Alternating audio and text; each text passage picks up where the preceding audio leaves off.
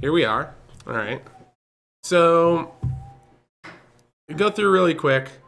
The reason why I'm not splashing a color, just talking about the deck, is you can see the mana base here. Super clean. We have the 2 Havens and 11 fetch lands. We've got 4 Wooded Foothills, 4 Bloodstained Mires, and 3 Deltas. And the rest is all basic lands besides the battle lands, the 3 Smoldering Marshes. The Havens are as free as they can really be in any deck.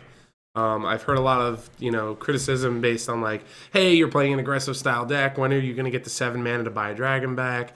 It could be clunky. You might not be able to play Hordeling Outburst and Flame Wake.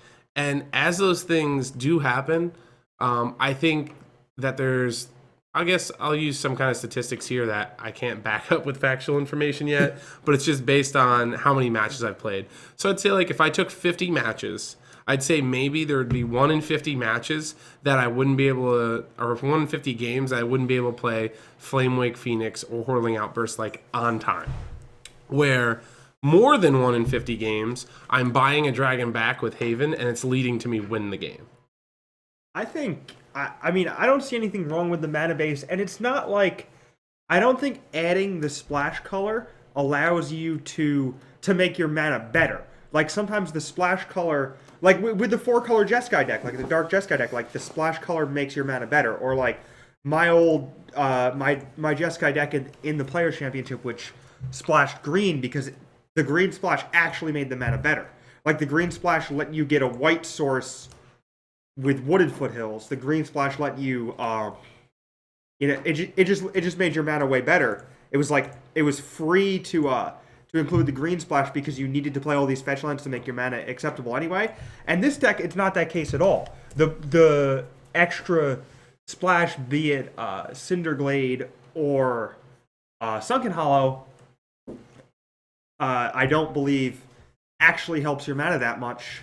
And if you can combat the rally matchup, which I think is your roughest matchup, right? If you can combat the rally matchup without dipping into Disdainful Stroke, Dispel, and Negate, I really don't see a reason to add the other color.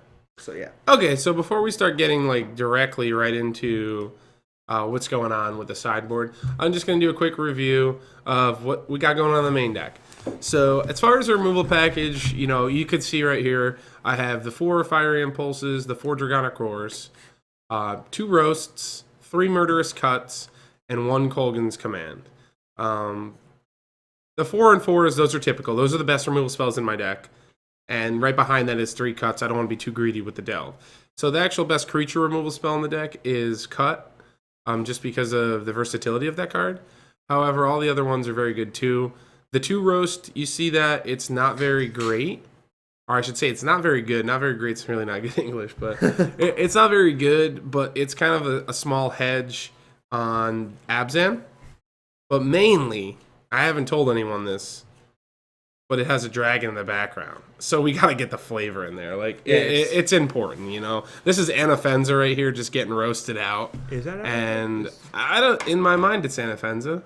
No, it's a snake. It's a Come on. snake. It's a snake? Sidisi. Why would you plant. do 5 damage to a snake? Because that's what it is. Look at it. You wouldn't do 5 damage to a snake. Let's be real. Anyway. So this is a little bit of a hedge on that matchup because a lot of our other removal spells, we can't kill Rhino as easily as I would have liked. And the weakest card in my deck, the entire deck, is this card right here. Not because the card's weak, just because it doesn't really line up with the strategy of our deck extremely well. Yeah, so like just to cut in real quick, I think that like the decks this card's very good in are the decks where the redundancy of doing the things that command does will bury your opponent. And this deck just kills creatures really well, and its threats are already like relatively hard to kill. Like sure, the threats are all pretty weak to Crackling Doom, but like they need to it really spreads your Crackling Dooms thin. And like you're not at a loss for like threats, and you're not at a loss for removal. And this just it's not good enough to be your best removal, and it's not exactly a threat the turn you need it to be a threat. So it's just too medium in this deck, and it looks like it should fit perfectly, but it actually is kind of counterintuitive to what you want to do. Yeah, and I agree with that. It's just one of those. This is like the the point at where I'm trying to figure out what would be a better card than this in the deck, and there just hasn't been one that stands out. Some of my friends have said read the bones, but I don't agree with that. I don't like tapping out on third turn and not advancing the board. It's just the better of two evils. It might just be one Kolaghan's Command. Might just be the best card for that slot. Yeah, maybe the Ruinous Path. Yeah. I could see that being fine too, but I do like the one Kolaghan's Command. I can, a lot of games, just having the versatility of that card is very important. Okay, so moving on, the removal spells. Now the heart of the deck, the creatures. What do we see here? 4 Flamewake Phoenixes, Pseudo Creature spell, 4 Hordeling Outburst, 4 Thunderbreak Regent, 4 Hangerback. I keep saying 4 of. Yeah. 4 Kolaghan? This one, when we get into the matchups, I'm just going to ask you how many times you board one or more out. Because look at him. Look how sweet. I cannot imagine that. There's just so much lightning in the background. It's just, he's really awesome. It is. It's an awesome card. I have 3 Russian ones. Maybe I should jump on board. So as some people would say, great deck building, 4-4-4-4-4 plan, except we got some parents hanging out. Now, I know you've played with this card. What do you think about this card in this deck? I think this card's great in this deck. I mean, I know you want to have a dragon most of the time to turn on your roars, and just because your deck gets much better when you draw a dragon. But I think that the first Pia is almost an auto include when you have more than one Kolaghan in your deck, and I also think that the second Pia is probably better than the fourth Kolaghan. But I mean, you would know better than I would. But anyway, a lot of your deck is bad against stuff like Crackling Doom and Murderous Cut that efficiently kills large threats. And Pia is, the complete antithesis of that. It's very good against those spells and has a residual advantage and makes their spot removal worse. So, it's good to diversify. Which is the same reason that Kolaghan's Command doesn't diversify you enough. This Kolaghan's Command is a black-red card in a black-red deck. Pia is almost a white card. Pia is good for the same reason Hordeling Outburst is good. It goes wide. It's like a lower tier aggro card, like a tokens card almost. And that's why I like it. I think that the more times you can play a spell into their open mana that they can answer and still not fully answer, like they can't 1-for-1 you when you play Pia. They can't 1-for-1 you when you play Outburst. Yeah, these are the reasons why I really like those two cards, because the rest of our deck is really victim to being really bad against the 1-for-1s. And the Jeskai decks have moved away from Ojutai's Command. So cards like Pia are even better against them now. And Kolaghan especially. And they've also moved away from negates to main deck Dispel again, I think. But Hordeling Outburst is just fantastic in that matchup. When you're backing up your removal, or when you're backing up your outburst with a lot of removal spells, it's just so much better because the tokens actually do something. When you play 3 tokens and you don't have any ways to deal with their threats, the tokens are easily outclassed by their superb threats. But when you play the tokens on turn 3 and then kill a creature for the next 3 turns, the tokens equal way more than a card worth. Yeah, definitely, and that's been a difference in the deck of having the aggressive one that has Swift Spear and the Blood-Soaked Champion. You've seen differences, they run Exquisite Firecraft, main deck whereas wound. Yeah, and that stuff too. I'm not a big fan of that. That's just okay, we know Abzan's going to be 6 out of 9 of the matches today. We need this card. If you're in, you're all in. I guess. And I just think if you're playing that main deck, then maybe you need to get a different deck. Yeah, I don't know. It's definitely a dedicated effort, which you could, that speaks to at least they know, what they're weak against. So yeah, it is there's direction in that regard. But that's true. I'm not a fan either. So I do like this version as opposed to the other aggressive version because of what we talked about. And Hordeling Outburst, like you said, it's 3 creatures for 3 mana, right what we want to be doing. And a lot of times, we're just going to be removing their first couple creatures. So a lot of games will just get in at least 6 damage with Hordeling Outburst. Yeah, so what happens here is when you play Outburst on 3, and then another Outburst or Pia on 4, or Hangerback Walker, what's happened is their removal spell that they wanted to use on your 3-drop and then wanted to use on their 4-drop, is still in their hand. And now when you're curving into Colligan and they know that, you can't, like, they have to leave up their Crackling Doom to finally get a card out of it by getting your Colligan, but you just don't have to play Colligan anymore. And you have the luxury of waiting of initiative with your token producers, because now that you're on the board, you don't have to play into Crackling Doom anymore. And once they give up and tap out and start, dealing with your threats at unfavorable exchanges, then you can jam your dragon in to shut the door. And that's what I really like about this deck, because it puts a lot of tension on their untapped mana. It looks like your deck is bad against untapped mana, but what it does is them using their untapped mana on your spells on their turn is so essential to their plan that you can brick it just by doing what the deck naturally does. Okay. Does that make sense to you? I mean, you play the deck a ton. No, it does. I think there's a lot of times where my opponents get stuck holding up Ojutai's command when they go first, and then I holding Outburst, and they're in such a bad position, they have no way to answer this card Every fully. time you don't play Colligan, I'm more scared than every time you do. Like, every time my turn is get your Colligan with Crackling Doom or Ojutai's command, and you just don't play it, and force me to use my spells on what's already there, is just so much worse for me. Because it's not like if I wait a turn, there's going to be a turning point where all my creatures will take over the game, because you still have 3 removal spells in your hand, because all your deck is removal. Yeah. That's why the deck is good against Jeskai strategies. Okay. And what's powerful in general. And this is a Jeskai expert here, Kevin Jones. So if he's telling you the deck's good against Jeskai, and I'm telling you the deck's good against Jeskai, I think we figured out that the number one deck, in my opinion, is Jeskai. Yeah. And I want a deck that beats the number one deck, and this deck seems to do it pretty well. I think the number one deck changes week to week. I think that, like, the person who, and I was talking with some guys this past weekend, I think the person who builds for next week and not from last week, and this is what Brad Nelson said to me. He said, you build your decks in response to the event or the results from last week, not in anticipation of the results of next week. And that I think is super important, and I've never even really had anybody say that to me before. So I think that, like, the best deck is the deck that's built for Oakland, not for the results of Magic Online a week and a half before the tournament. You know what I'm saying? No, I agree. And, I kind of combed the results from Star City. Kind of elaborate here before we get into the sideboard. From the tournament I played in, the Classic. And I saw, Michael Majors won it with Rally. There was another Rally in the top 2. And the biggest thing, and this is kind of, here, I'll bring the sideboard out since we got done talking about the main.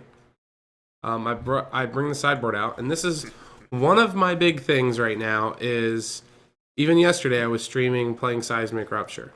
I thought about it, I slept on it last night, and there wasn't one mono red or one Atarka red deck in the top 16 lists in Cincinnati. How do you feel about that? What does that make you think? Because I'll tell you what that makes me think. I'll give you a second here to think about it. Yeah. Like, that makes me think that people are realizing that, number one, Rally's a tough matchup for red, and that deck's been popping up a lot more. There was 4 decks in the top 16. Jeskai is well more prepared and planned to beat this as if they weren't. We saw at the Pro Tour, the decks have changed, but we saw at the Pro Tour the Jeskai Black deck was really dominating the Atarka matchup. Hooting Vandals is not getting anybody anymore. Yeah. There's a Jeskai, the direction that Jeskai's moved towards Duresses has and Monastery Mentor has really, really slammed the door on the red decks, I feel, because they have enough cheap interaction and that they can turn the corner quickly without really committing. They don't have to commit many cards toward actually winning the game, whereas, like, previously they had things like Manus Rider that only kill people, whereas Monastery Mentor, like, is one card, but every card you play after that makes your clock better, and you're just playing removal spells and keeping the pressure on. So I think that red is trending down in the metagame recently. And okay. I also think that you really don't get any added percentage from Seismic Rupture against red because you have such an embarrassment of riches with regards to your spot removal suite that, like, it's pretty difficult for you to kill more than a card's worth of creatures with a sweeper, because you're just going to have removal spells that don't have any target otherwise. Yeah, like, I agree with what you're saying. Like, the spot removal is really great against the combo, But a lot of times, like, the weakness that I find with this is the same weakness that we imply on other decks. Like, what's going on is we are trying to just go wide. With Hangerback Walker, we're going wide, the 1 Pia, and with Outburst. They have not only Outburst, but they have Dragon Fodder. And in addition, they have a card, an Abbott, where they allows them to get some card advantage early. Sure. And, like, that incremental damage, you know, turn 1 Swift Spear into turn 2 Fodder, you know what I mean? You've seen this happen before. And having 1 or 2 removal spells is good. But, like, that's what you're using your entire turn that's when for. you really want your Seismic Rupture or your Radiant Flames.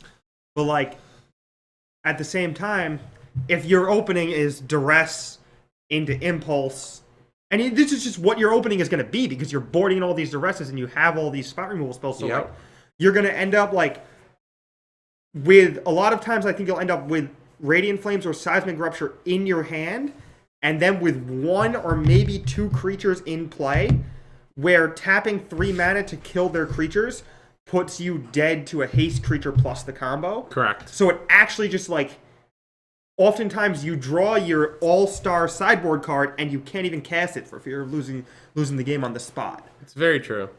All right, so we kind of went into a Tarka here. What I'm going to do is I'm going to take out, we're going to bring in the cards.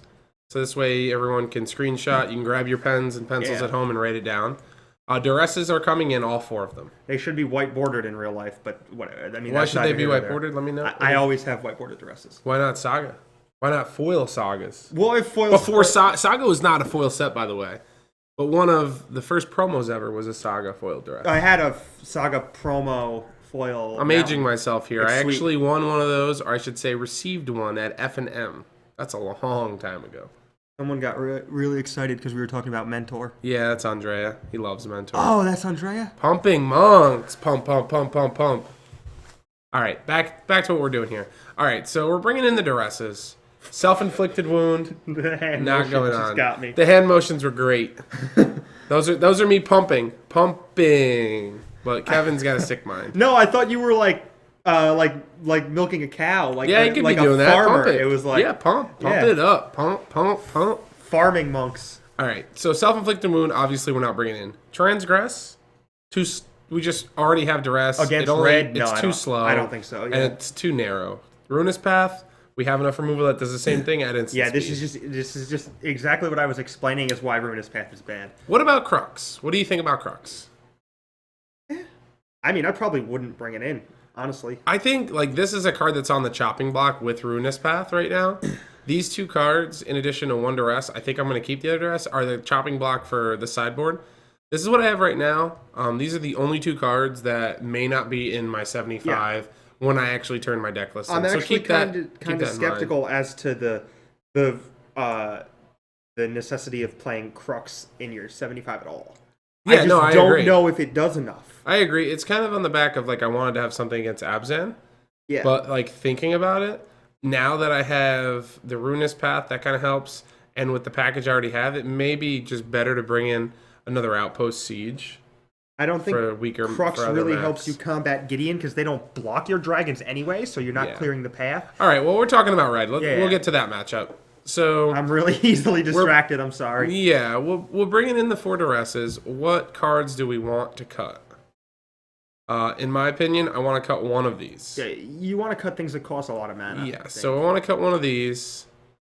All of our creatures we want to keep in except Flamewake. Yeah, I don't think they have a really good answer to any of your threats. So basically, you just mop up with whatever's left over once you ensure you're not going to die. So without running Seismic Rupture, we lose a couple 3-drop slots, but we gain some 1s, which is very good. Because we can even like keep Fire Impulse or let's say Impulse or Swift Spear, and then Duress on 2, and it's still fine. As soon as you can do 2 things in one turn is when you start to turn the corner, I think. And sometimes that happens as early as turn 2 with Impulse and Duress or Impulse and Impulse. Okay.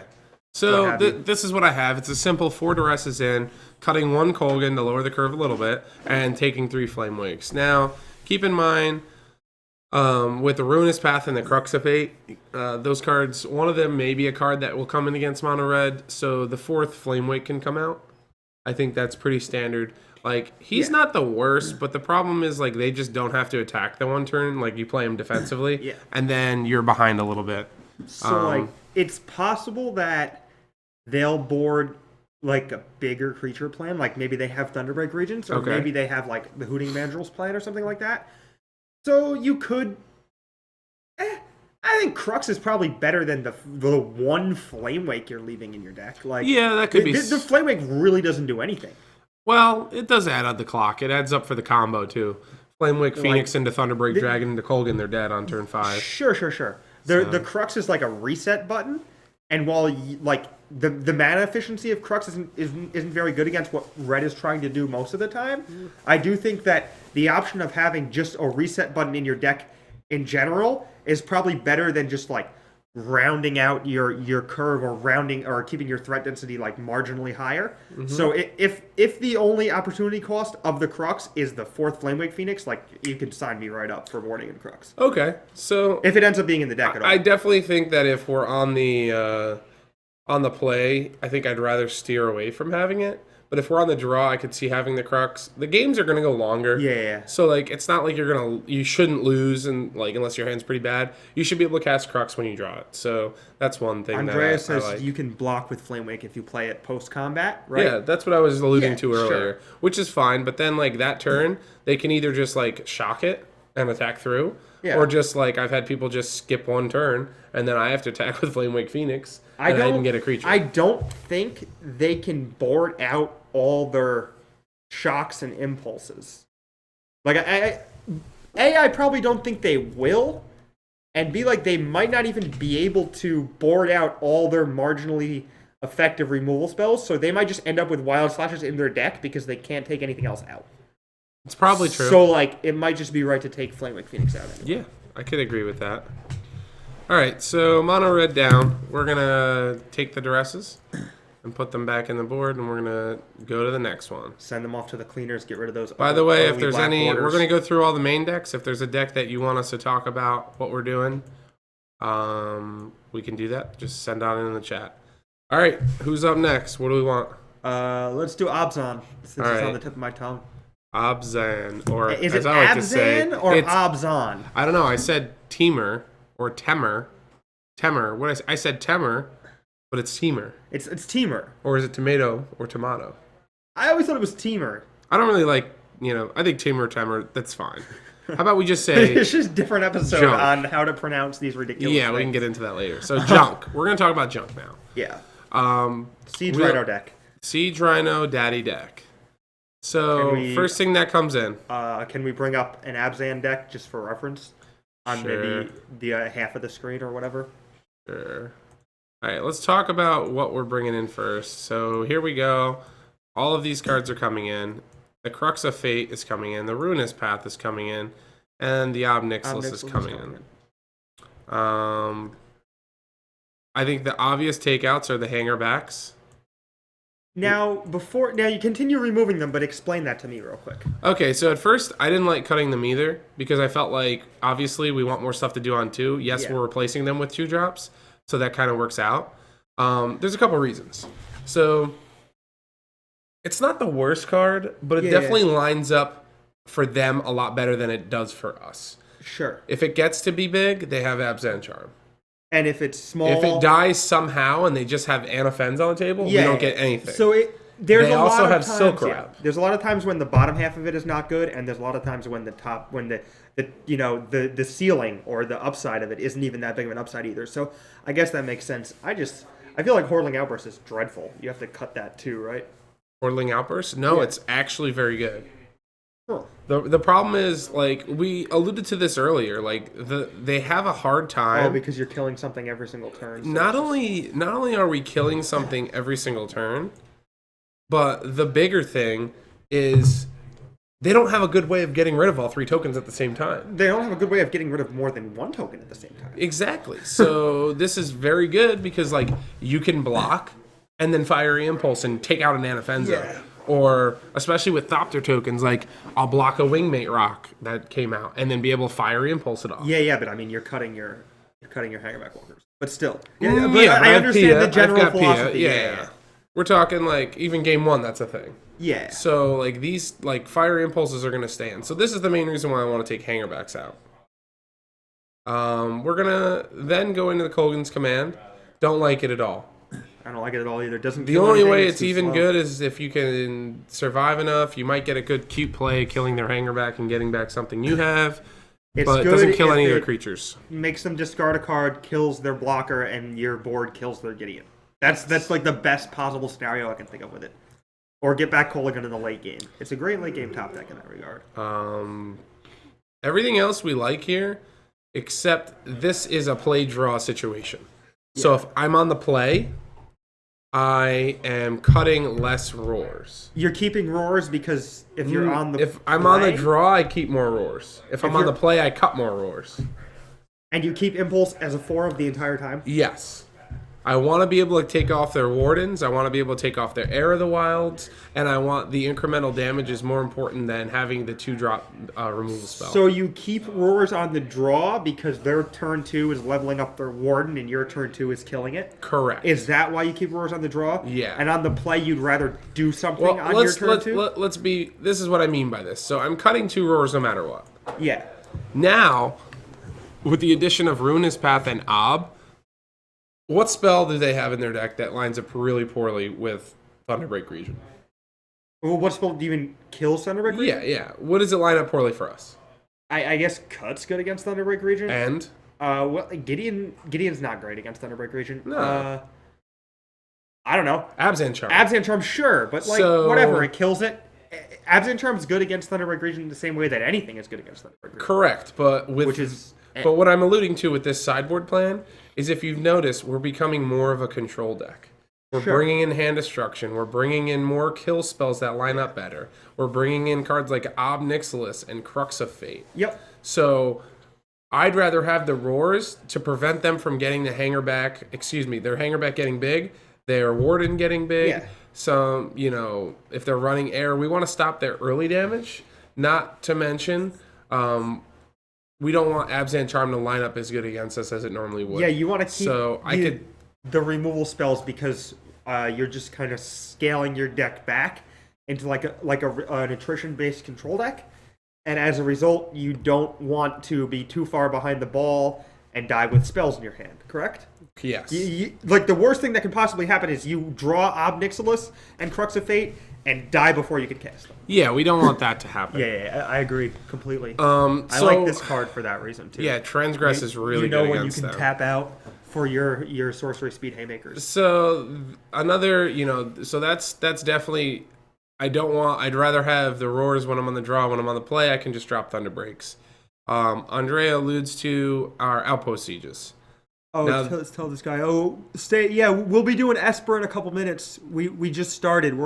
We just did Mono Red or Tarka Red, and now we're on we're Abzan. So we're getting there.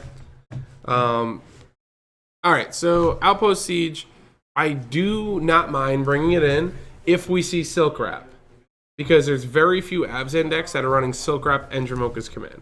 So you really have to pay attention when you're playing game one. They cut. That was the initial cut. They cut Dromoka's Command for Silk Wrap because Silk Wrap was way better in the Jeskai matchup. Yeah. And the enchantment was not being a thing anymore. Okay. Like there wasn't really a good way to use it. So basically they were just getting a counter and killing a creature. Yeah. Except it was way worse when they were behind. Sure. So if you see Silk Wrap, you can bring in the Outpost Siege. Now if you're going to do that, you're going to need to decide at that point what's more important. I could see shaving a Kolaghan. I could see shaving Thunderbreak. I could even see shaving like a Flamewake Phoenix. I wouldn't shave anything that costs less than... I would... If you put the Sieges in, I think it has to come at the cost of something in the 4 or 5 slot. I agree with that. And you don't want to be cutting too many of your dragons because then you don't really have a lot of big ways to win. That's why I don't like cutting this guy at all, because no matter what you have, he just multiplies that. Yeah. Whatever creature's going on. But also, and to play devil's advocate here, their best removal spell against your dragons is Abzan Charm, and your Havens aren't aided by Abzan Charm at all. It makes the redundancy within your dragons is not. It's not nearly as much as it. Because it looks like you have 4 Thunderbreaks and 4 Kolagans, but you really have 6 or whatever because of Haven. Yeah, but and Kolaghan's Command, game 1. And Kolaghan's Command, but Abzan Charm, negates that part. So sometimes if your plan is just to have a redundancy of threats, maybe you realize that that's not quite as effective against an Abzan Charm deck as it would be in general. Yeah. So I would actually be more inclined to shave dragons for sieges in that matchup than I would be in a different matchup where, like a Crackling Numenec or something. I definitely agree with that because one of the decks that's came up a little bit too is the black-white. What, this? Brad's We'll bring it over here. Okay. Is the Stasis Snare, Silk Wrap, all of these things that are removing. Silk Wrap I don't care about, but Stasis Snare, Utter End, Abzan Charm, and that's one of the reasons why I've really considered like maybe even cutting the Havens and making the mana even cleaner. Mm-hmm. But like the times when they're good, they're actually good enough to like matter. So we definitely want to keep these in, but I do agree with you. If we do bring the Outpost Sieges in, taking 2 of the Thunder Breaks out is fine because all you're doing is putting in cards that say you're going to draw to the other 2 quicker. How do you feel about the Pia in that matchup? I love it. They don't have a good way of getting rid of it. It puts 2 flyers in the air. It provides us with a source to just kill them. Yeah, I can see it being a little low impact, but it's probably fine. So you want to bring this deck over here. We'll show everybody. This is the current configuration of Brad Carpenter's list. He came in third. This is, I think this looks pretty standard. Brad is a Florida guy. He's a solid player. I think he's friends with Logan Mize, so I think this could be the evolution of Logan's take on Abzan, and he's been doing well with that deck. So I would say this is a pretty good starting point for Abzan, or a pretty good reference point at least. Looks pretty close. This is another reason right here. So he's not running Hangerback Walker, which is fantastic. Yeah. This version we're way better against because our Fiery Impulse gets Den Protector, Air, and Warden. So this is the split. He's trying a split right now. Yeah. Whereas most players are doing the 4 and 2. I'd like to go back to see some other ones here. Do we have another Abzan aggro? Look at this guy. So everybody's splitting. I'm pretty sure splitting is a standard now. Oh, it's kind of interesting. And he also has the Heir of the Wilds over the Hangerback Walker, which is very good. He's got 1 Sorin over the Gideon, which is fine. Caleb Shearer had Snapping Gnarlid as his 2-drop, and I don't know. Yeah, that's another one, but that's like... I don't play Abzan. I mean, it's just the same as Heir of the Wilds against your removal spells, basically. Exactly, so it really it's matter. The same exact thing. But just something to think about. So yet again, going back to like closing up Abzan here, depending on if you're on the player draw and depending on how many Dromoka's commands you think, would dictate whether Outpost Siege comes in or not, and whether you keep in the Thunderbreak or you get on the Roars. Right? Well, it's the Roars. The Roars they come out when we're on the play. Yeah, okay. And then when we're on the draw, we could take out a Thunderbreak and maybe a Kolgan, but probably not a Kolgan. Definitely a Thunderbreak and maybe I don't want to take a cut ever out, so I could see maybe taking 1 Impulse out. I don't think they're going to cut Anafenza ever, so I can maybe cut Flamewake just because it's kind of bad when you're behind the ball, and it might have almost no upside if their Anafenza is just in play. Yeah, I could see cutting 1 of the Flamewake Phoenixes and 1 Fiery Impulse. They also can't really kill it, but it might not really matter that they can't really kill it. Like, it might just not do enough. Yeah, it's really good too because it attacks Gideon really well. Yeah, I know. That's the best. That's the best thing that's in its favor. All right, so we're gonna reset here. Yep. There's not just a button on Magic Online that undoes everything. There probably is, but I'm old school. I mean, I don't even know how to work Magic Online, so I guess I'm the epitome of new school. But I guess a lot of people who play it. Did you say noob school? Yeah, it would be the same thing, I guess. Where do the other Transgress go? Or are there only 2? Oh. I don't know. In the sideboard, maybe. One of the things I want to point out, too, about Fiery Impulse and why it's really important in this matchup is because of a card called Shambling Vent. They get to activate that later on. You're going to be able to play your spells and just keep 1 mana up. They're always going to think you have cut. And they're going to be like, well, if I can trade my cut for a Shambling Vent, it's pretty good, so I'm going to do that. Yeah. And you're going to be able to get them. And you're going to get them with Impulse. Yeah. I like that. I think the hardest cards for you to deal with are Gideon and Shambling Vent to a degree, because you like to tap out a lot. Gideon's very tough. The counter to that is they have 4 Gideons, I have 4 Kolgans.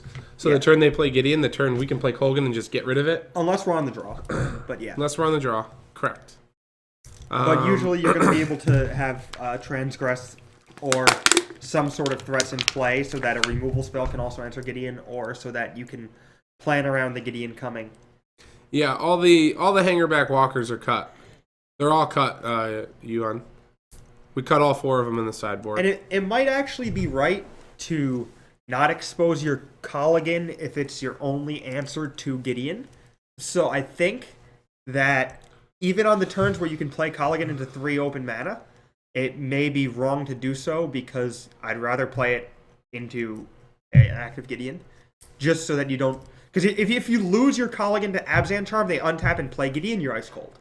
And like if you do it the other way around, they might cash it in for... They can't even afford to cash it in for 2 cards, though. It depends what's going on. It definitely depends what's going on, but like their Abzan Charms are necessary the same way that my Crackling Dooms are necessary, or that a Jeskai player's Crackling Dooms are necessary. So like the opportunity cost of cashing your Abzan Charm in for 2 cards is really high against your deck. So I think that they just either can't play Gideon for fear of Colligan. If you don't play into Abzan Charm, they can't play into Colligan, if that makes sense. No, so I think that's important to remember for those of you guys out there who want to play the deck or whatever. It's another reason why we have 4 of them as well. The card is that powerful. It's the best card in our deck. There's going to be situations where we're not playing it into the removal spell, but there's going to be situations where we have 2, and we're going to play it right into the removal. And they're going to either going to have it, and we're going to be like, okay, that's fine. Now they play their Gideon, and then they get blown out. Yeah. Because it's a legend. They're not going to think we have 4. No one in their right mind's playing 4, except for me. All right, next matchup, Tron. Yeah, I said it. Tron. Type 2 Tron. Eldrazi. Oh, yeah. All right. Man, Jim Davis really did a number on Standard. Duress. I love Duress in this matchup. I love Transgress. I like Ruinous Path. You like Ruinous Path. Why do you like Ruinous Path? Not Gideon. Gideon. Ugin. We have a new deck. We have Gideon in Eldrazi. Ugin, right? Ugin. Okay. Also, you can just kill a random creature. Like sometimes you can kill a mana dork to stunt their development, and also the land creature is colorless, so it is good against Ugin in more ways than one. Okay. Like you can awaken this, kill their existing Ugin, and have a 4-power creature that's immune to the minus of Ugin and the plus of Ugin. Okay. For their backup Ugin. So like I don't know. I just think it's good against Ugin. It seems like a fine card. Okay, I like that. I definitely boarded it in. I added it in. You got me. What do you think about Self-Inflicted Wound? We'd have to go ahead and take out everything we want to take out. All right, so let's take out Colgan's Command. Let's take out Roast. Sure. Those seem real easy takeouts for me. You don't like Colligan's Command? I don't think Colgan's Command is that good. Is Hedron Archive something that I'm not worried about, and not a lot of decks. I have not seen that card played against me online yet. I've Colligan's commanded a few Hedron Archives. Yeah, and plus with having 7 hand destruction spells, I get it. You just take the other things. You take the things they're ramping into and ignore it. I know they're playing Radiant Flames in their sideboard. Are we going to board out some Outbursts in anticipation of that? I still don't think so. I think we want as much... The reason why I would board out the outbursts would be if you see a lot of Radiant Flames, in addition to their hangerback walkers it blocks, in addition to the 0/3 guy. So I can definitely see... Offshoot? Which is one of the reasons why people have asked me about Self-Inflicted Wound. Yeah. Because Draconic Roar does the same thing. Except it does one more point to him. So here's most the of thing. The time. I feel like there's 2 interesting dynamics in the Eldrazi matchup. So first, I feel like their interaction, while it's pretty small, can interact with almost none of your deck. So it doesn't seem worth it to me to leave in cards that are bad against Radiant Flames, because they probably have to board in Radiant Flames. And there's a chance that their Radiant Flames is going to be worth 1 to 0 cards. So there's no reason you should ever make it worth 2 or more cards. Gotcha. Like, it just their interaction is just so bad against you. What do they do against a Thunderberg creature? You just can't do anything. Yeah, the problem is like I still want to get in some damage early. Yeah, And so that's it's like true. we have to decide: do we like Hordling Outburst or do we like Hangerback Walker? I like And Hangerback Walker by a very wide margin, yeah, actually. I do as well, mainly because it comes out a turn earlier. Yeah. In addition to, if they Radiant Flames, you can get some flyers. Mm-hmm. And then also, like, later on, I've seen games where, like, Hangerback Walker just can beat a Nugan. Yeah, a 4/4 Hangerback Walker beats a Nugan pretty good. Yeah. You're just like, so let's go ahead and take the Outbursts out. Yeah. We still got one more card to cut, and we didn't have this until we have Ruinous Path. But now that we have Ruinous Path, we have one more card to cut. I could see just cutting a Fire Impulse or a Dragonic Roar. Mainly, I want to still get rid of their creatures, or even a Murderous Cut. I could see cutting a Murderous Cut. I could definitely see cutting Murderous Cut. I'm not sold on 4 Duresses, since I feel like they do have a lot of creature-heavy draws, and I also feel like your deck has such a defined mana curve that, like, it often is the case that you can't Duress and do something else, and it might just be better to do something else to advance your board. The difference is here, and I get what you're saying. Like, please prove me wrong here. Drawing a lot of these in the late game can be problematic, but I don't care about the creatures they play. Yeah. The creatures they play, I can beat every single one of them. It's the explosive vegetation. It's the Ulamog at the Ugins. bottom of the screen. He's like, "Who? You called me?" Yeah, I You can ran? beat it. I can beat it. Daddy he plays is it. angry. Yeah, sure. You exile 2 permanents. I play Kolgan, and then you're dead. Nice Ulamog. Sweet Ulamog Ulamog. is so evil. It's Yeah, so you good. targeted 2 Thunder Breaks. Take 12. You're dead. Like, and how is he casting that? How's he casting it? The reason why Duress is in the deck is because we're taking out. Not only we're getting the information, Yeah. but you're taking out all the spells, the Pilgrimage, the Yeah, Explosive. if you take you're a just Ram cutting spell- him down to like, okay, now he's got 5 mana. Play your spells.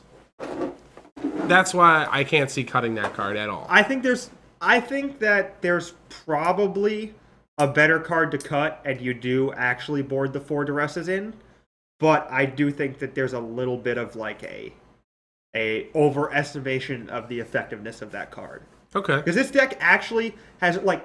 So the thing about Duress against this deck is that they have a huge amount of redundancy of ramp spells, and they're going to seek to cast their ramp spells at relatively the same time, between turn 3 and turn 4. Okay. So a Duress that takes their ramp spell doesn't really do much, because they're still going to have another ramp spell to cast that turn.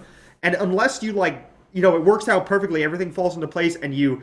Duress their Pilgrimage on your turn 2 on the draw, Duress their Vegetation on your turn 3 on the draw, transgress their expensive thing right before they can cast it. You know, if it's beautiful, it's beautiful. Sometimes it's beautiful. But, like, I don't know. I can just see this being like, oh, Duress in their hand being double Pilgrimage, Ugin or whatever, and you just, like, what do you just take the Ugin, and then they've achieved their initial goal, which is to just get a bunch of mana into play and start top decking. Yeah. So, like, I can see that it's a bit of a fallacy with regards to how good Duress it actually is against them. Although you do bring it in at a base level. Don't cut it because I said so. I'm just explaining that it's not always. Yeah, like, don't get me wrong. It's When black and white. I play Duress, I don't think like, always oh, the black and match is over at all. Like, it's definitely just a card that I have in there for other matchups that just happens to be good in this matchup as well. So I definitely want, like, to bring as many hand destruction spells in, because, like you said, they're trying to ramp and get to a top deck war. Whereas, like, a lot of times when they're busy doing their thing with, like, searching the lands, I'm just developing a board so that if the top deck that they draw isn't the specific one, they're just dead. Oh, Yanji has Yep. some good intel over here. Yeah, what's he talking about? He says he likes Colligan's command more than Fiery Impulse. If you have Hangerback Walker, since it's one of the ways to blow up your own Hangerback Walker and dash Colligan. Okay. Yeah, that's something... Yeah, I mean, I've blown up my own Hangerback Walker before, so I probably should have caught that. But great idea. Yeah, I think that's fine. The problem I have with that is Colgan's command costs 3, and we need to kill, like, you need to kill the Rattleclaw Mystic. You need to kill the Dorks, because if you don't kill the Dork, then they're exploding on turn 3. Where you can, like, their turn 3, you can't even cast Colgan's command. Like, there's been so many games where if I don't have the removal spell to cast Rattleclaw and then they explode, it's just like now I can kill their mana dork, but it just doesn't even matter because they're Oblivion Sowering into Atarka and the game's already over. So I do agree with you. That play has come up before, killing my own hanger back, in addition to being able to just like get 2 damage in and then maybe get a hanger back. It's definitely I do good. think Colligan is your best path to victory in this matchup, so I kind of agree. That's every matchup, though. We're done. We don't have to go over the deck anymore. Kevin has figured it out. When we play Colgan, we win. Well, when you play Colligan against a ramp deck that can't interact with anything that you're doing, it's good. It doubles all the tokens. Maybe you should leave Outburst in. That's definitely worth considering. That's a really good point. Run Grip of Desolation? Holy. Good God. I love that, actually. But it costs 6. That's the only thing I don't know about. Is it exile target creature and target land? You get their Ulamog and their stupid land that tutors up another Ulamog? Oh my God, that's great. Roadkill? Yeah, golf clap. You're the real MVP. That's right. All right, I think we kind of went over Eldrazi, so this I don't want to talk about Eldrazi anymore. Yeah, Whirling Outburst, I still think it's right to cut it. Our game plan here is just to get in the air and go right through them, so this is the baseline for that. All right, we're going to move on. The Duresses are coming out.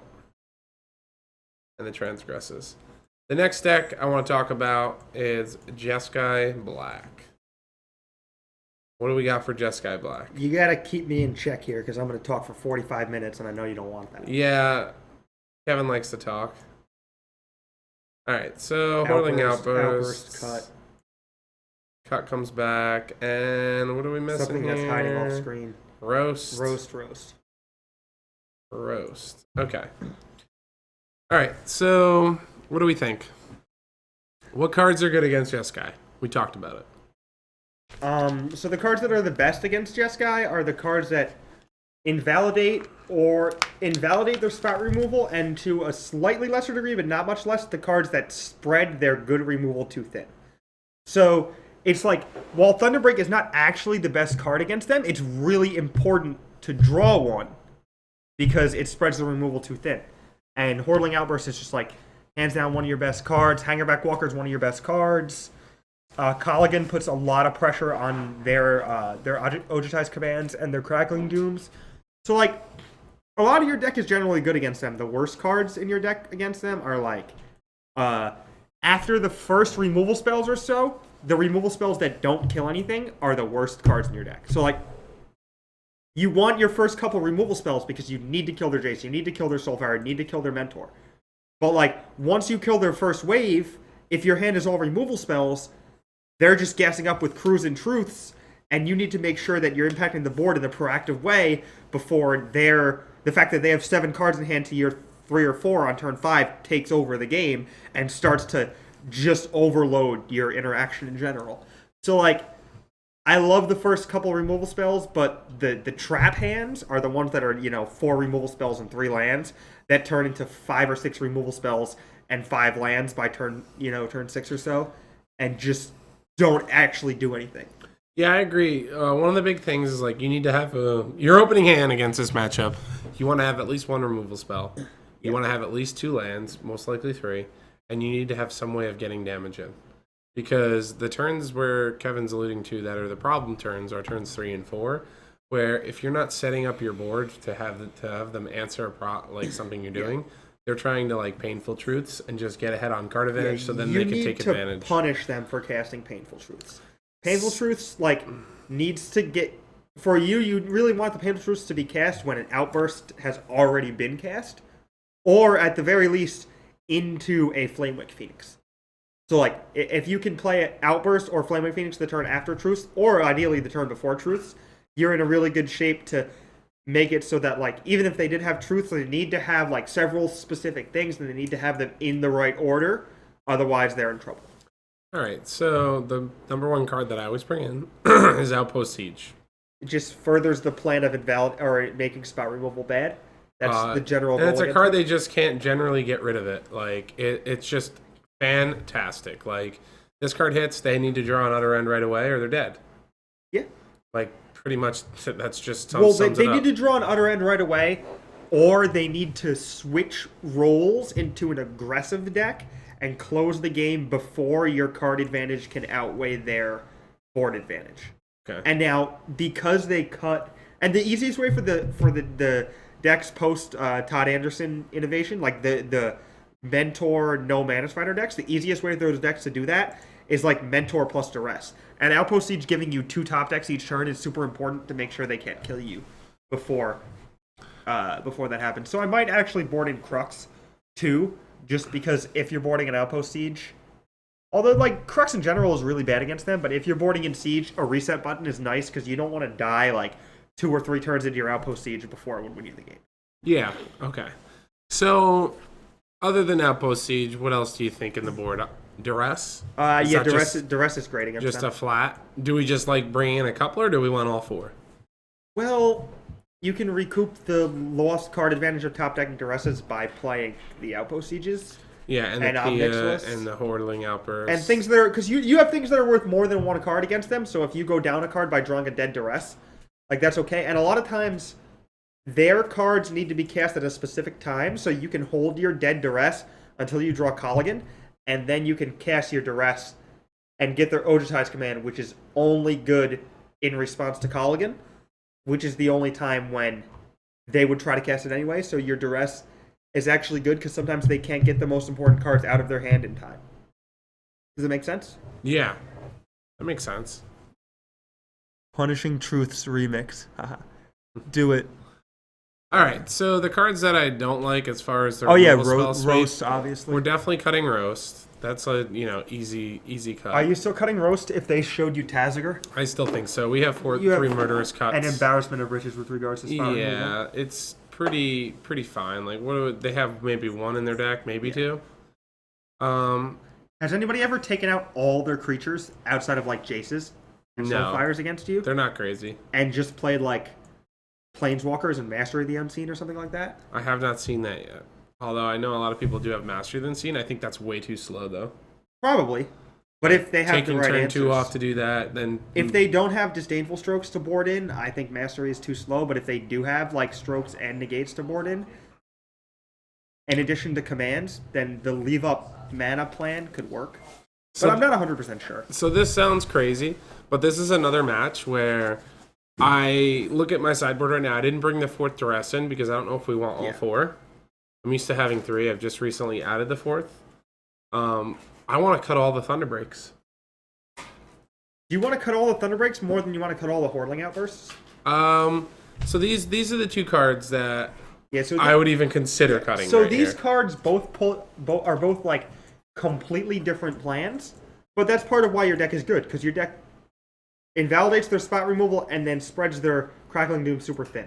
So like you have one draw in your deck where you don't care if they have Crackling Doom at all, and you have another draw in your deck where they need to have double Crackling Doom in the first 5 turns of the game, or they're in a lot of trouble. And like that's really cool. That's just an interesting dichotomy to your deck, and I like that. And I think that because that's a thing, you should seek to sideboard and expand whichever plan you deem to be better. Because they're going to seek to sideboard to make both of your plans worse. And if you board out of one plan, you should be able to invalidate at least 2 to 4 of their sideboard cards. And a good example of this, not saying that it's right, is taking out Outbursts so their Radiant Flames brick more often. And another good example of this is taking out Thunderbreak so their Crackling Dooms do nothing outside of hit calling. Okay, so with you explaining that, I think you really, brought up a good point. And I like cutting the Outbursts here. This is what I'm used to doing. It's funny because it's probably your best card in game 1. Yeah. And like taking out your best card, usually in game 1, you don't do that a lot. But as you just alluded to, a lot of people are bringing in Radiant Flames against me, 2 to 3 copies, and they have ways of getting them. They're drawing lots of cards. Yeah. So, and their Soulfire Radiant Flames turn is the turn that they get paid back tenfold for all the truthing and cantripping and jacing that they've done in the early turns that hasn't really impacted or interacted with you too much. All right, so we're gonna cut the Outbursts. Wouldn't it dictate that it's just better to cut the Thunderbreak regions? I don't believe so, and I'll tell you why. You kind of brought up the point earlier. All of their removal besides their one of Utter End allows me to utilize Kolgan's Command and Havens to get the dragons back. Yeah. Whereas once I play Hordling That's Outburst, what I said about the Abzan. once I play Outburst, it's just really bad. Like they have the Radiant Flames Grandmaster. Now they're at like 20 more life. Yeah. And I don't want to say unwinnable, but pretty much it's very tough to win from that I point. feel like their Radiant Flames, they can set up situations where their Radiant Flames is still good, even without Hordling Outburst in your deck. Sure, but how good is it? The worst it's getting here is a Hangerback Walker and a Flame Wake. And as you can see by the sideboard strategy at this point, and I'm not done, I might actually go up instead of the Crux, another Outpost Siege, is to basically control their first 2 to 3 their first 2 to 3 plays with getting rid of their creatures, getting rid of their Jason particularly, and then just setting up a duress into Outpost quality. Siege. Yeah. That's kind of where I'm at with this matchup. And start to trade up and have 2-for-1s and stuff. I think you're pretty good against this deck post board. You do. I definitely see you losing to Radiant Flames, Soulfire Grandmaster, and I definitely see you losing to like just a bunch of counter spells or even like a couple early threats and some dispels. A couple things possible, but yeah, I would go with that. I would leave the Thunderbreaks in, leave the Colligans in, use the Duresses to pinch their Crackling Dooms and their Ojitize commands, and just go on that plan. And I board out the Outbursts. I like it. Okay. What are we missing right here? We're missing Roast. Roast them up. All right, so we did Jeskai Black. I hope that guy hung around because we're going to do Esper Dragons. We're going to do it after this next one. We're going to do my favorite matchup, Rally. And then we're going to do Esper. All right. So, Rally. If you want to beat Rally every time you play it, pick a new game. Magic the Gathering doesn't happen. You should pick a different deck. Just throw all your Thunderbreak regions out. So, the problem with our deck is Rally, in a sense. They're doing a game plan that doesn't really, it's not cohesive with what we're trying to do. They're like the Boggles of Standard, to make a nice little Dan reference. So what's happening is that like everything, like their game plan is making your game plan, which is use your efficient removal spells to control the early game, is actively bad because of Rally the Ancestors, which is an X-for-1 that's bringing back everything that you killed in the first couple turns. Or because of Collected Company, which is just inherent 2-for-1, puts 2 creatures with comes into play abilities and leaves play abilities into play, and just makes your spot removal a nightmare. And often pads their life total with Zulaport Cutthroat or whatever. Or something like that. So, like, yeah, there's a whole, like, you can just look at your mana curve and see why a deck that plays Zulaport Cutthroat and Catacomb Sifter is good against you. Like, it just blanks everything you're trying to do. So Rally is inherently pretty good against Black Red Dragons. So we're going to try to sideboard to seek to combat that. And I believe that Duress is a good start. So how do we beat Rally? We beat Rally by taking to the air. That is our main focus on how we're going to beat them. We can turn 5 combo them with the Flame Wake, Thunder Break into Kolgan. Yeah, and if they don't have Sidisi's Faithful or main deck Murderous Cut, it's actually a turn 5 kill, I believe. They're absolutely bringing in their cuts. Game 1, our best plan is to just flood the board, preferably with flying threats, and then try to win the game with a dash Kolgan right on time. Okay, so after that, you alluded to, we're bringing in every Duress that we have. Yep. This isn't a great plan since they are redundant with being able to draw all of their creatures. Or excuse me, draw through their creatures through horror specs. Yeah. But it is a plan. What do you think about Crux? Interesting? It's probably okay. I can see where it's exactly what they want you to cast in a lot of situations, but I can also see where it's one of the only things that can save you. Gotcha. Because you can always, because you can't cut all your spot removal. Like you have to leave some of it in. You probably have to leave most of it in. So like you can just pick your instant speed removal spell that kills Zulaport Cutthroat end of turn, and then untap and Crux. That seems like a good plan, and it might just buy you the 2 turns you need. But what? Let me ask you another question. Do you like Transgress? That's the question. Yes. That's the question I wanted to ask you, actually. I think I like it. I'll tell you why I think I like it. it's not backbreaking at any stretch of the imagination. No. But if you look at what I talked about, we're trying to go to the air. Yeah. We're not doing that on turns 1 and 2. Nope. At all. The best turn 2 we have is a kill spell for maybe their Jace. Yeah. Or playing a hangerback walker so we can get them to attack into us and get a 1/1 flyer. Our best turn 2 is Draconic Warrior Jace. So our first cuts for the Jace for the Duresses are Whirling Outbursts. And Roast. They're the right? worst cards because Roast is better, but it still comes It out. still comes out. So Roast and Kolgan's Command, and I bring in all of the hate. All of the hate. All the discard spells. So the thing with Transgress that's actually really good is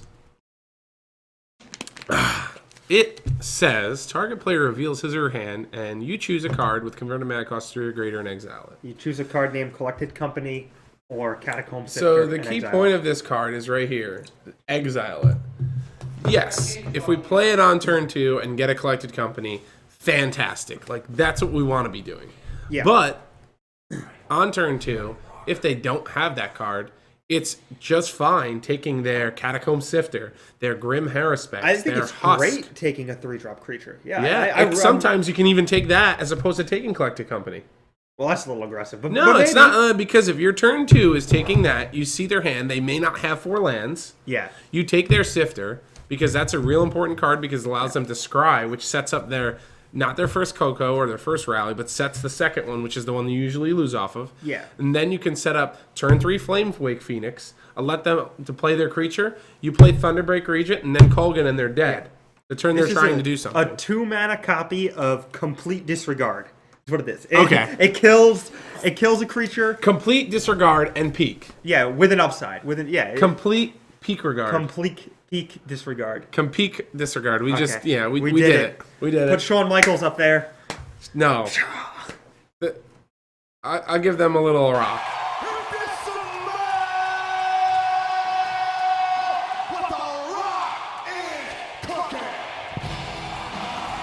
That's what we just came up with. It's classic. They're all hypothesizing as to how you can possibly beat. Bob Jackson. It says you gotta give them diarrhea. Yeah. It's the only way you can beat Rally. I don't know if that's the only way we can beat Rally. But so this is the plan right here for Rally. We want to attack through the air. Hangerback's not fantastic because they have Sidisi's Unfaithful. Or Sidisi's Faithful, excuse me. He's unfaithful to us. And but this is kind of where we want to be. Like I said, it's really important to keep a hand that has flyers. If you're keeping a hand that has all removal spells and like 1 duress, it's bad. You need to pitch it. You need to go to 6. Yep. Now, if you're on 6 and you get that hand again, you can't really go down to 5. You're just kind of stuck with it, and you hope that your opponent kept something loose, and you can just, Cranial Archive. There we go. I tried Cranial Archive. Shuffle their deck in. It's just not that great because they can rally in response to you Cranial Archiving, because a lot of times between Zealous and Cutthroat, they're going to have enough life where they're actually presenting damage on the board to kill you. But it is interesting, that's for sure. It's also frustrating that their Zulaport Cutthroat just kind of naturally gains them 3 to 5 life throughout most games. Or, at least a couple points of life, and tends to, counter at least 1 Thunderbreak trigger.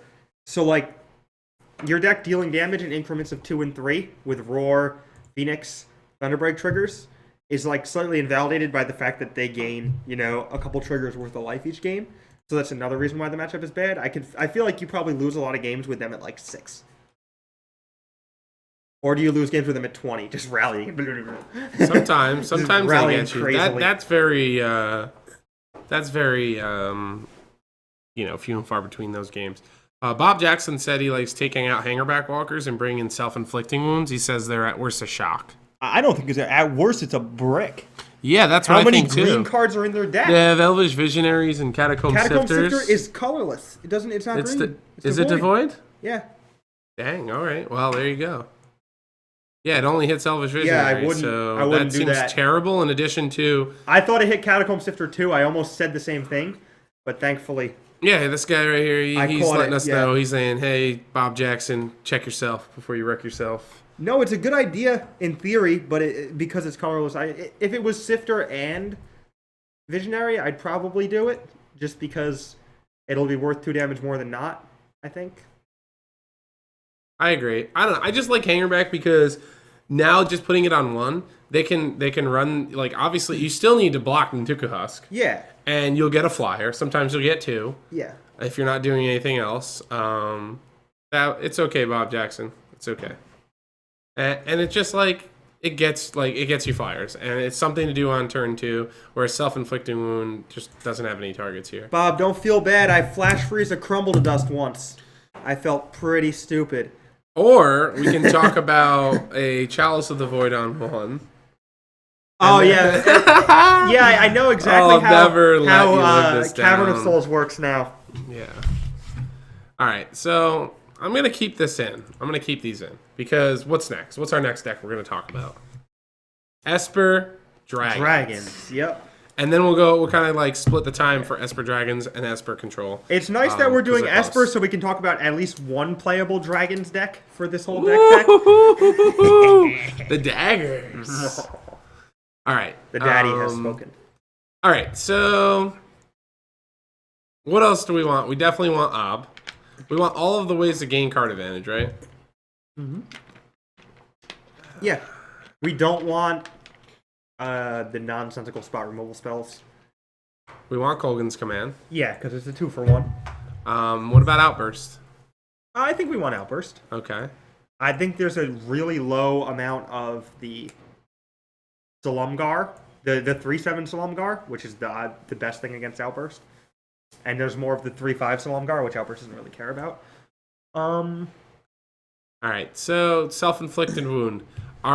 Do you think that is what we want to be doing against Dragonlord Ojutai? I think the alternative is dying to it, so Okay. or just like having our own creatures. Well, the thing is, I don't really like it because right now we have to cut 8 cards. Think about that. Okay. We still need to deal with Jace. We already cut the roasts. We did cut the roasts. We still need to deal with Jace. Yeah. And I don't think we need to add self-inflicted wound because it only hits Ojutai, and we now have Transgress, Murderous Cut, Nixilis, and all of our dragons can block and kill it. I've seen people board in self-inflicted wound against Esper before. I have too. I don't I've done know it that myself. it's right. I've just seen it happen. I've done it myself. From Abzan, actually. It was. So let's do the first thing. Flamewake Phoenix, we still want against them. Very good. Yeah, it's great. Kolgan's Command we talked about. Thunderbreak Regent. What do we think about him? I think it's essential to our plan. I don't think we can beat Esper without one of our 8 dragons. Like, they both block Ojutai and are your best way to win the game. Okay. What do you think about Runus Path? I probably wouldn't. It kills Jace and can also kill Planeswalkers if they have any. I don't know. It also kills Dragonlord Slumgar. Yeah, that could be fine. Maybe Crux of Fate is better in that regard. I like cut. I would keep all the cuts. Yeah, the cuts are definitely staying in. I'd probably take out the roars. Roars or impulses? Roars? They They really only have one target for it. It's Jace. Maybe it's impulse that you take out. Shambling Vent is another target. Yeah, that's true. I think maybe you take out impulse just because it doesn't have as high of an upside. It's more likely that you need to deal a few damage than you need to cast 2 things in one turn because you're very much the beatdown in this matchup. I honestly don't feel like Esper is a very good matchup. I'm not sure though. I think it's fine. By right now, we're having a tough time cutting cards. We just have so many great things. Everything is great. Yeah. Jake Mondello here in the flesh. Yeah, that was a Jake Mondelloism. He is definitely not coming out. Kolgan's definitely not coming out. Hangerbacks are definitely not coming out. Yeah, none of that is. Transgress is absurd against Ojutai.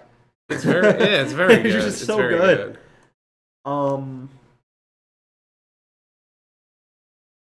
Maybe we take out. I guess Feltung is really bad against 4-Hornling Outburst. Yeah, I could see cutting the outburst. No, but I don't want to cut the outburst. But the problem is the going wide strategy is very good against them. Yeah. I don't think. I think we cut the Pia, maybe? It is Definitely 2 threats, not. though. Yeah, we're definitely not cutting the Pia. Where I'm going with here is I have enough hand destruction, and we're morphing into more of a mid-range control deck as opposed to just being an aggressive black-red Yeah. deck. So this sounds crazy yet again. I'm going to cut one Colgan because the games are going to go longer. I They're agree bringing with in that. hand destruction. Yep. And the I other don't think three any of their hand cards. disruption can kill. Maybe they have transgress. I don't think any of their hand disruption can kill Colligan. But they can kill Colligan with Feltone. But That's true. that's what Hordeling Outburst is for. I could see swapping this card for Runus Path too, just for the simple basis that Runus Path does kill a flip Jace. What do you think about boarding out all 4 Thunderbreak regions and no Colligans? I could see that too. That's fine. The reason why I like having. I mean, what do you do? How many times you've played against Esper Dragons before? What do you usually do? Yeah, it's not a popular deck, honestly, online. Uh-huh. So usually I take out some variation of these dragons because I want to lower my curve because Like all of my 4 lower V8? stuff is very good. Yeah. And I want to limit the, like, depending on if they're running Ojutai's commands, which they usually are, I want to limit how powerful they are. I love turning that card into healing Yeah. hands. Like, gain 4, draw a card. Sweet. That's fine. Well, with Jace, it's harder for you to totally blank through Ojutai's command. But true. So Generally let's say we take Thunder Breaks out. We're going to cut 1 and 3. So we still want 1. Yeah. So, like, there's this interesting tension here. Like, I want to say, oh, you board out the Thunder Breaks so you can make their Foul Tongues bad. But at the same time, like, you already have, like, all this insurance against Foul Tongue built into, like, your plan A. Mm-hmm. So, like, your Thunderbreak regions should be really good against them, but they're still bad against Scorn, so that's why I think you're taking. That's like the tipping point.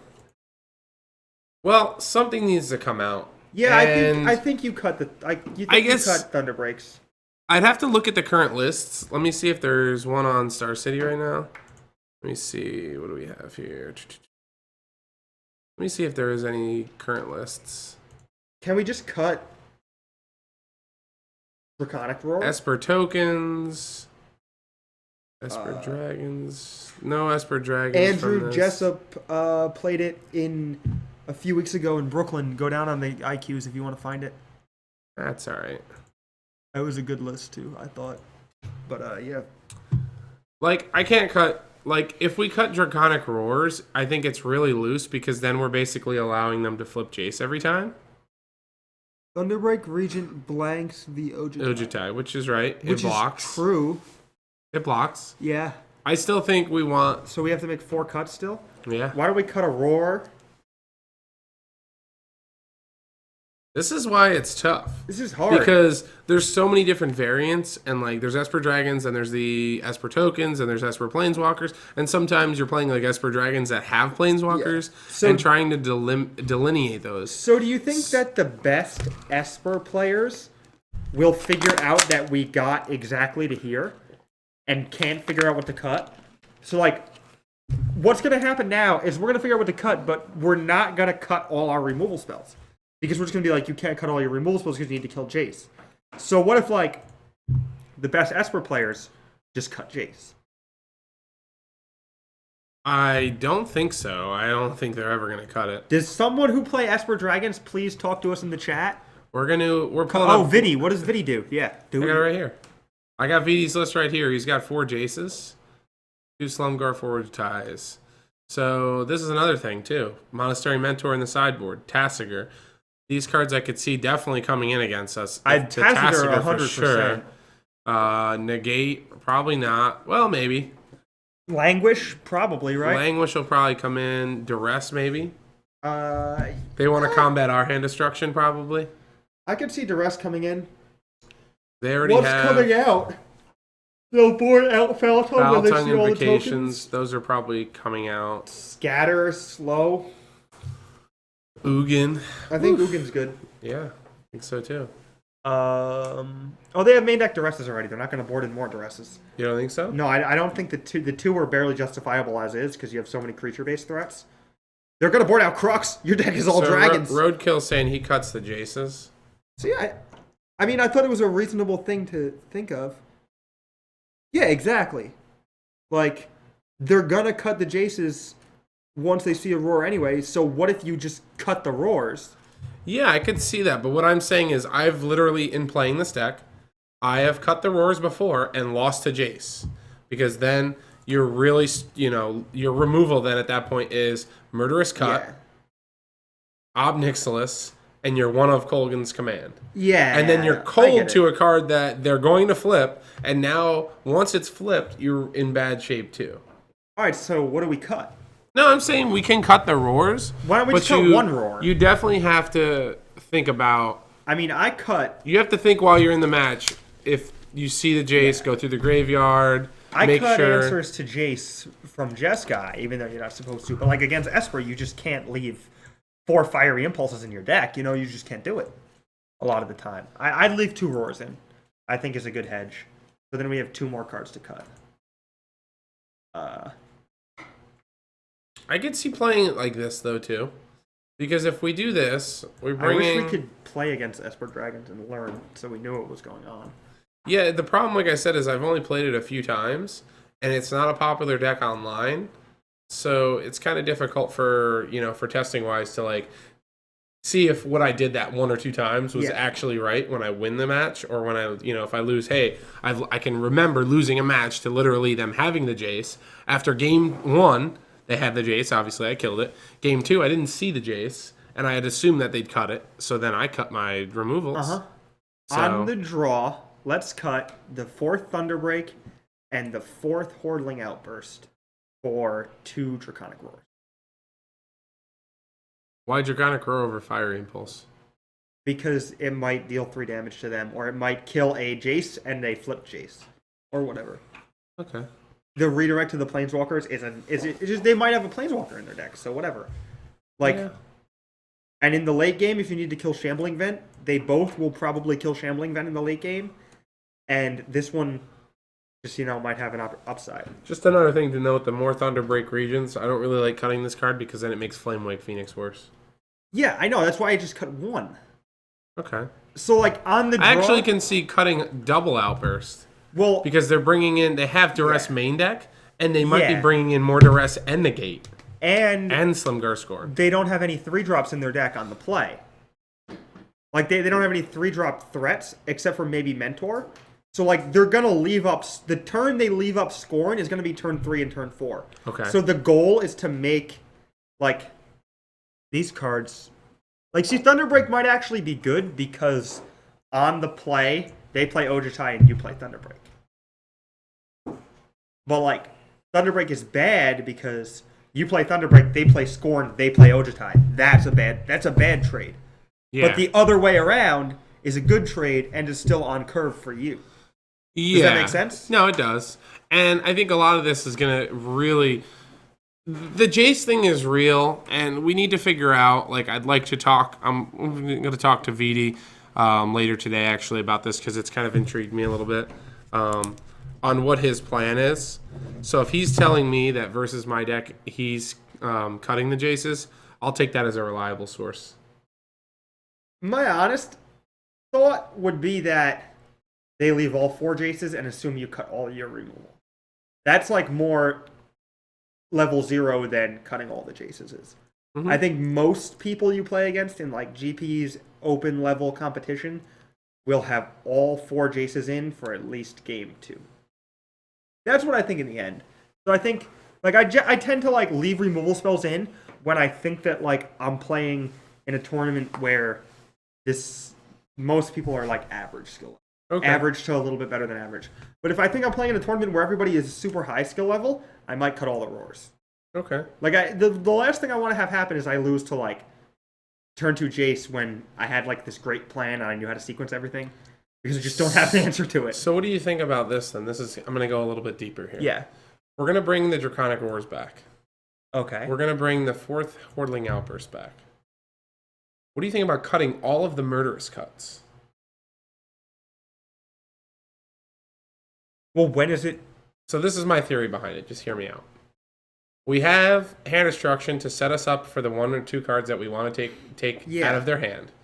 I want to put them in a position to where if they play Dragon Lord Ojutai and tap out to play it, we're playing Colgan, and now they have to block or they're dead. So essentially, they're trading their Dragon Lord for one of our dragons. Yeah. Also, This lines up a little bit better because now we have the removal that we need for Jace. But like I said, with the hand destruction again, we can see exactly what they're doing. We can say, hey, you know what? Dragon Lord Slumguard costs 6. He's not going to have enough time Murderous to do it. Cut can kill Jace as well. I don't think you can ever cut All cuts of them? for roars because this is just a roar that kills Ojitai or a top decked 3/5 guy. Okay. Like if they just top deck the 3/5 guy and take your Thunderbreak region, you're just so dead. Yeah, that's happened multiple times. 2 roars. Can't see doing that. What happened? I think removing the 2 sideboarders or seismic ruptures made your sideboarding harder. Cuts can kill Jace on the play if you crack 2 fetches. Yeah, I mean, I think you can kill Jace before it flips. Yeah, I agree with you, Andrea. I do. I agree that the sideboard has gotten more difficult. Perfect. And in fact, I want to actually leave one more Aurora in and take one Duress out because I think we might end up. Well, all right, let's not do that. I was going to leave one more Roar in and take Pia out. Why do you want to take her out? Explain this to me. I don't get it. She's I just really good. She gets around Foul Tongue Invocation. You can block and Foul kill Tongue, there's Ojitai. no way they leave Foul Tongue Invocation in. You don't think so? No, they're boarding in things like Languish and just Scorns. Like their Scorns are super good against your creatures. Like All right. I don't know. I think it's I think like your deck is set up so well against them for like the grindy attrition based plan that like one of the only ways you can lose is if like you curve out and they just draw Languish and cast it and kill like your 2-drop, 3-drop, and 4-drop. Like that's the scariest possible thing. Yeah, and this like great. I don't even care. Like Flamewake Phoenix is going to come back. It's just so going to keep coming back. And yeah. Hangerback makes tokens, so And like they're this never is- getting a profit. This is a off of that. Thunderbreak region that doesn't trigger Flamewake Phoenix. Like you know what I mean? And doesn't help you around. It's roll. weird to take the PA out against a control deck, though. But take a Colligan out. Take something off the top end. Like especially because like VD has Crux of Fate as a 2-of in the main, Yeah. and then 1 Languish. So it's not like they have a ton of Wrath of God effects. 3 is a decent amount, but not a ton. All right, They're so boarding this out this Crux has of definitely proved to be the hardest match to sideboard against without a doubt. So we're gonna go back. We're gonna go to an Esper. Let's talk about Esper here. We'll move on to Esper Planeswalkers. I don't think that's an actual deck, is it? Yeah, it's a deck or Esper tokens. Oh, We say Esper tokens. Sure, yeah, we can do that. I think much of the same stays. We still got to cut 4 cards. I don't think we want Fire Impulses. I don't think we want Crux. I think we want Roar because it helps deal with Gideon. Okay, definitely.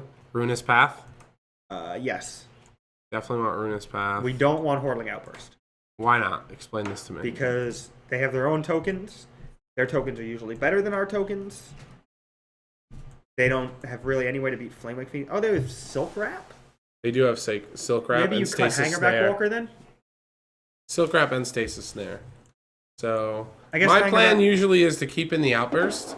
For one, it puts pressure on their Secure the Wastes, and it opens their deck up to being really bad at playing Gideon or Sorin and just making a guy. Because No, if we just kill that make an guy and emblem. then kill them, sure, then that's even better for us. Well, once they make an emblem, all our Hordeling Outbursts are worth less than a card. That's not true. Happy! He's in the house. Come on, don't forget about him. I forgot about him. You reminded me.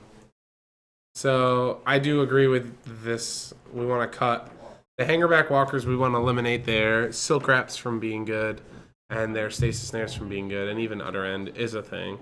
I don't think we want Ob Nixilis against them, so let's get out of there. That's a little too slow. All of our hand destruction is very good against them. So self-inflicting wounds. They only really run 4 creatures. It's like the not Grandmasters, Seekers. Usually that's what I've seen them run, so this is kind of where I'm at with it. Wingmate Rock, sure. Like it's a card that we have a hard time dealing with. I would so... board the Crux in. You like the Crux? Yeah. All I right. would definitely board the Crux in. I have the Outpost Sieges in. We don't really need them. Like they're fine, but they're not like essential to the plan. So we're adding Crux. We can also add one more of the Siege. Because I don't like Roast. I don't think Self-Inflicted Wound's good. I don't like Ob that much. They have negates or disdainful strokes. Well, it's the same thing with Outpost Siege, except Yeah, Outpost but Siege the Resolve Ob has is a chance also to really win. bad against Gideon. Like, this is a hard thing for, like, they have to have an utter end if it resolves. Yeah. And, like, it allows us to get to This is all better than of our other Ob plans. because it's not a nightmare against Gideon. You can just take a hit and then have 2 answers. Yeah, I agree I don't with that. love Colligan's command Why not? because it doesn't really kill anything in the deck. Okay. You don't like being able to get back a creature, maybe? Doesn't really make sense because they're going to be exiling most of them. Well, they're going to be exiling. I don't think they have as many stasis snares as rumors of stasis snare have been greatly exaggerated. I don't think there's that many stasis snares, so I think that like they're going to exile your bottom end, like the Hangerback Walkers and the Flamewake Phoenixes, and they're going to like just cut or ignore your Thunderbreak Regents, or die to them. That's also possible. All right, so I'm going to just pull up Brad Nelson's list if you can respect Brad, his opinion. Yeah, sure. He's definitely has a couple more Wingmate rocks than I'd like to see in my opponent's lists. Boom. Like 4? Come on, that's all. That's too many. This is Too many like for me to deal a with. legitimate tokens deck. I'm thinking of the deck that I was thinking of is like Seeker of the Way, Painful Truth. Yes, that's the most traditional deck that I think that is what we're sideboarding for. This is I think a next level of that. Well, yeah, this is just moving more in a tokens direction and less in like a prowessy Jeskai without red direction. I don't think it's moving that much more into tokens because they're still running just the 3 Secure the Wastes. You know, obviously Wingmate they're Trigger. running Hangerback Walker. That's not even standard anymore. Yeah, sure, but I think that's on the basis that a lot of people have gone away from Silk Wrap. Yeah. And, you know, not Hangerback them, Walker. for Silk Wrap. Yeah, not at all. Well, he's ready. You know, he wants to get rid of Jace. Jace is a problem child. I think this deck is good, actually. Oh, surprise, Brad built a good deck. Who would have thought? He was like, oh, I just want to play the best Knight of the White Orchid deck.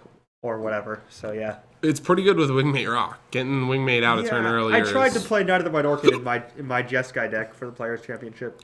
So you're right with his list, but I played against a lot online, and trust me, they have stasis snares. At least the decks I've played against online have been stasis snaring my creatures. So with knowing like that he's only running the Silk Wraps, it's not as bad.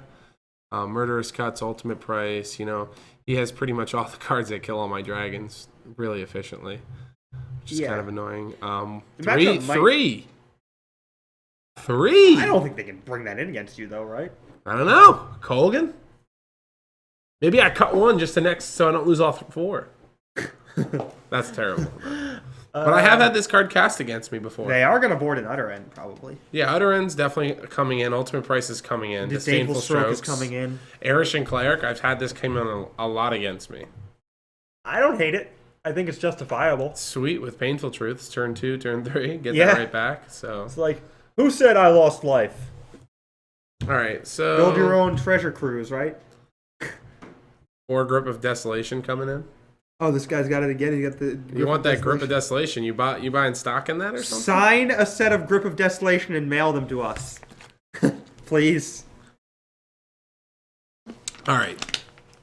So okay, I can get on the board with taking the Colgan's command and putting in another Outpost Siege, and that's kind of where I'm at with this. Yeah, I mean, I'm fine with this. I don't think we need the Fiery Impulses, even though now we're a little weak to Shambling Vent. Shambling Vent beats. Roar. We still have Roar. I know. But we have to kill certain creatures with them. And the cost of them activating a Shambling Vent. Yeah, it's pretty high. They have a lot of sorcery speed spells they're trying to cast, and I think our late game is pretty good. Like at a certain point, they're just gonna get Colligan Dash and die. So like, the window for them to like activate Shambling Vent for the beatdowns is pretty narrow. And if they're doing that over and over, our top decks of Colligan the Storm's Fury are even better because they're investing so much mana. Agreed. Definitely agree. All right. So I'd err on the side of just kind of ignoring that. Done with this matchup. What do we like as far as anything else in Standard? Is there another matchup out there that you guys want us to talk about? I think we've kind of gone over like the top 5-6 decks. At least that what I think to be, you know, the so-called meta of the format. He's asking how would you side versus Eldrazi ramp? Yeah, we did that already. So if you know what I mean, For those of you that came in kind of late, we're going to be posting the video up on kerwinsgamestore.com under our featured videos for Weekly Ward. It'll come up later tonight, so I'm not going to go back through It'll be and we do that. We have a YouTube channel too, right? Yeah, it's It'll on also YouTube. Be on our YouTube channel. So definitely check us out to see the ones that you didn't miss. Is there one on here? What do we got? Rain of Tears, The Mirror. Now this is that's a good one. The Mirror. All right. Are we almost ready here? We're If you're missing some playing a things. 75 card mirror, you should move to a state other than California. Because You'd the be only people that surprised. play this deck are your friends from California and you. That's probably true. Although I did play, those of you that watched me play yesterday, I played 2 leagues, so 10 rounds, and I played the Mirror twice. One of them was your buddy, right? One of them was my buddy, Was Bob Justin? Jackson. Oh. And I spanked him while he was ghosting me. Nice. Okay, so Roast definitely comes out. No question. You'd say... What else do we think, like, Snap comes out? What are the best cards? Hordling Outburst is like the best card. Yeah. Phoenix could be a little bad. I don't know. So to me... Fiery Impulse? To me, Fire Impulse definitely comes out. Like, the only card it kills profitably, and I can't even say that because they get stuff back, is Flame Wake. Yeah, and Hangerback Walker, but he's So, not even profitable. The things... the things that I like bringing in are Transgress the Mind. Because if you look at our curve, like, look at this right here. Transgress hits all of this. Yeah, you're boarding in all 3 Transgresses, the Outpost Sieges, Siege. and Ruinous Path? Ruinous Path. Why you say Ruinous Path? I said it with a question mark type voice inflection because I'm not 100% sure. Okay. But I just think we're at a loss for ways to efficiently answer Thunderbreak Regent, and we're definitely at a loss. Like, outside of drawing Murderous Cut, answering Thunderbreak Regent with 1 card and doing something else in the same turn is almost impossible. So, like, the first Thunderbreak Regent is hugely relevant. So I'm cutting the roars. See, I don't know about that. I know about that. Okay. That's why I'm doing it. It's the same card as Fiery Impulse, except it costs 1 more mana. Yeah. Doesn't kill Hordling Outburst efficiently. Doesn't answer Flame Wake efficiently. Like, it kills it, but doesn't answer it efficiently. I'll bring some of those back if I'm on the draw, because I need to kill Flame Wake Phoenix so that I don't die to it. But I like bringing in Duress. Do you board in the Crux? I am going to board in Ob. And I used to have the Crux come in.